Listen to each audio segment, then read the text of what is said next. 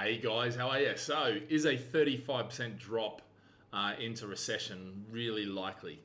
That's one of the predictions from the Office of Budgetary Responsibility, which is basically what that was set up. It was set up as an independent parliamentary body to fact check effectively and to come up with ideas of what actual things it costs. So when they have a policy, what used to happen was you would introduce a policy and you would put all the numbers to it, and oftentimes the numbers were just absolute rubbish.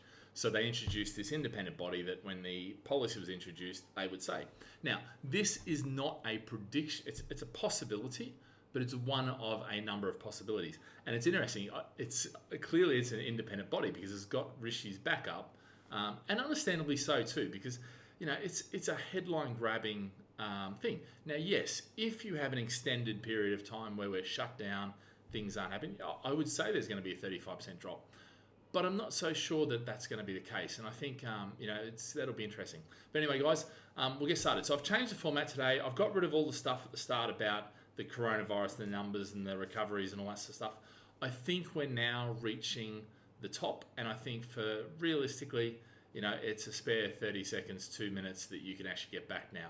And so what I'm going to do is just focus on the subject at hand. So if you're disappointed about that, sorry.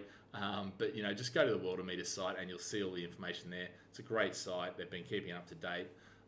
Either that or John Hopkins. But yeah, so let's get into it. So 35% drop. So the OBS 35% drop. It is one possibility. It's interesting. I said this with Brexit. The Bank of England come out and said a third drop in house prices was possible. But when you realise what these guys do is they have very smart people who deal in lots of numbers, and they put a model in. And anytime you hear a model, you've got to think, well, what are the assumptions? Okay, and when you look at the assumptions, and the assumptions are never in the headlines. The assumptions are in the detail, buried deep in the detail oftenly.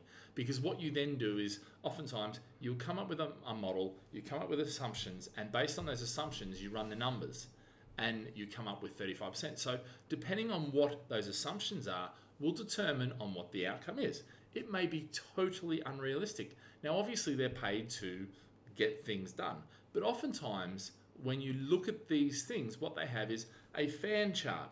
So they'll have the worst to the best and somewhere in between.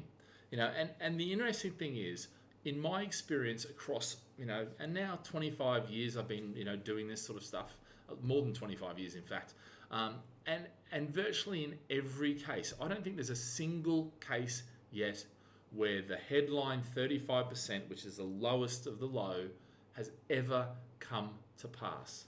Yeah? And I agree with Rishi, because in the same day, there's also talk of 13% drop, okay? Which I think is much more. I mean, look, there is going to be a drop. Do I think we're in recession? I think we're in recession. Are we technically in recession because there's 2 negative quarters?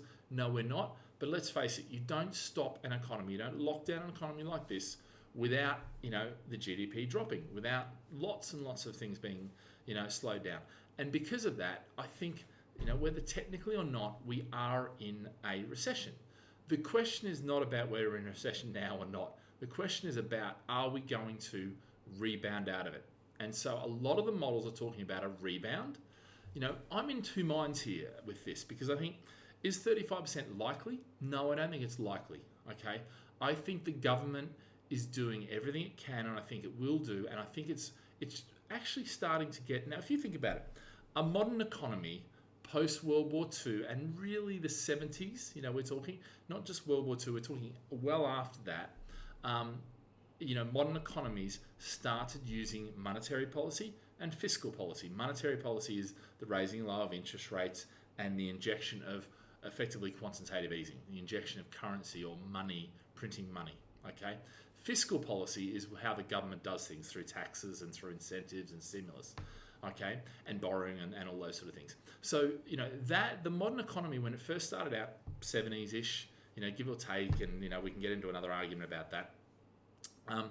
We didn't really know what was going on. We didn't really know how to stimulate, and we didn't really know the repercussions, both short-term and long-term. But now we're starting to get a sense for that, and we're starting to get a sense for how much money we can actually print, how we can run inflation. A little bit of inflation is good for an economy. Too much is bad. deflation is not good, So all these sort of things, we kind of get a sense for that now. And actually, the governments around the world are starting to get this, yeah? Now, the reality is, are we likely to get a 35%? No, I think it's much more likely that we're going to have a 13% drop, if you like. It might be 15, it might be 17. I'm not saying a figure. I'm not going to commit to a figure. I haven't run the numbers, and to be fair, I'm not really going to. From my estimation right now is the economy is not, it's on pause, so it might as well be zero.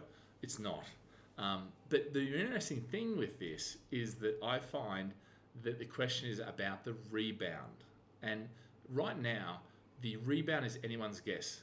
And I'll tell you why I think we potentially can rebound, and why the government will is there to rebound, and the Bojo and Rishi show are actually going to make sure we have a rebound, okay, is because if they get a rebound, then they can be, forgiven. And actually, they've done really well to get us in and see us through this period. Then if they can get the rebound, they're looking really, really good now. Then the issue, and the third issue then, which we'll start talking about down the track once we know how the rebound went, is how do we pay for all this additional debt, this additional borrowing? Is it going to be, and how much actually do we need to pay with, and how much gets inflated away, and these sort of things, because they're serious questions down the end. There's a lot of money being spent right now that at some point someone has to pay for it. And who normally pays for it? Unfortunately, it's the savers, and generally they are the elderly, the pensioners, the people who invest in pension funds and things like that, who generally pay, because it devalues their wealth, and that's what it does, through devaluing the currency, because you're spending or printing too much money, and that pretty much is how the government pays back debt, is by inflation. Now, will we go into a gold standard, things like that? That's another whole subject. But look, I don't think there's anything to worry about the 35%. And even if we do drop 35%, the reality is we can peg that back relatively quickly because of the things that have been done now to keep the unemployment rate down. Now, do I think the unemployment rate will rise when we have to go back in? Yeah, I do. I think the government incentives are masking a lot of issues with businesses that are going to have to be faced, and I know lots and lots of businesses, I'm chatting with lots and lots of guys and getting lots and lots of opinions right now, and some of them are saying, what, it's great that the government did this, but the reality is I'm not sure, I can't see how we're going to come out of this, unless the government's going to fund us for the next 6 months to get the ball rolling again. So there's a lot of questions to be asked, and a lot of issues to be faced, and it really depends on the commitment of the government, but it certainly seems there. So I think that's a good thing. And, great news, in some respects, that we've got a government that'll do that. That isn't, like I've just recorded a video in Queensland where the state prime minister, state, what do they call them, bloody hell, premier, sorry. The state premier has basically gone, okay, tenants and landlords, you can afford it, so it's your problem to deal with the tenant, but the tenant gets all these additional rights, the landlord gets none, and sort it out amongst yourselves. And if you can't sort it out, then it will go through a conciliatory process, and pretty much you're going to lose, landlord. Thank you very much. And by the way, there is a little bit of a provision there if, worst comes to worst, the government will put some money in, and it's kind of like, not the government's problem. My understanding of government is that they're prepared for things like this, that they step in circumstances like this, so you don't have to fund this. It's not the way to run a government, so, and the UK government is doing what they should do and functioning as they should. The US government isn't, the Australian government didn't start it that way, but it is now, but the individual states, we have a 3-tier system, federal, state and local, and certainly the state for Queensland doesn't look very good. But anyway, guys, look, I think for now, things are looking pretty good on the economic front. Not talking about the, it's horrific what's happening with the virus and the human cost and that, but in terms of the economics and in terms of us as property investors, actually things are as best as they could be. I mean, that may turn this month when rents, we're getting a lot of people and rents. And if you want to go into my gladfish.com/COVID-19 site, COVID-19, and check that out, because that has lots of videos about the actual impact and the actual impact from tenants and landlords. So I've got a lot of information on there if you need it. Daily videos, all that sort of stuff, and all the previous videos from the coronavirus and property investment series. All right, guys, have a great day. Stay safe, stay healthy, and stay at home. And we'll see you tomorrow.